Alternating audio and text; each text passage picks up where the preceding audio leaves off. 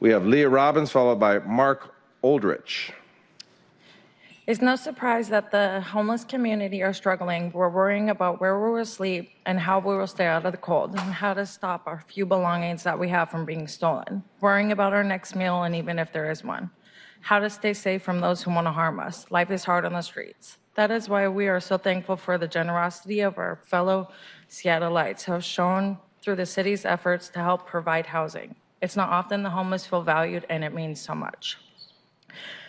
But the citizens of Seattle rightfully don't want homeless encampments and permanent fixtures in the city. They want what we want, solutions to help people break free from homelessness and get back on our feet. Sometimes what feels like helping is actually making a problem worse. We believe the current focus on temporary encampments and a few, if any, rehabilitation services are doing just that. Shack encampments and advertised in tiny houses complete with shared spaces and communities of like-minded individuals all working together for happier lives. However, this is anything but the truth. The shack villages harbor awful conditions, no better than the dirty streets we came from. Rats contaminate our spaces, bringing disease and filth. The community rules and rarely enforce so many of the common spaces of piled trash, drug use with widespread of both shack and tent encampments, making them nearly impossible place for recovery from addiction.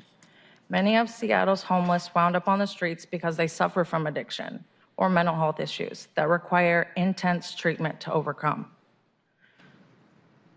Drug-infested temporary encampments that offer very little, if any, counseling addiction services, mental health treatment, and job training won't help people beat these problems. They just leave people stuck on the streets permanently with no way to leave the city, paying more and more for increasing problems. We beg you to focus more of your time and money on things like provide actual solutions, real structures with real mental health services, real drug addiction treatment, recovery programs, real job training, and real security. Thank you. Thank you, ma'am. For many of us... Let me ask you a question, Ms. Robbins. Are you speaking as a group? I see 3 people there. Or I'm speaking as part of the homeless, yes. I am homeless.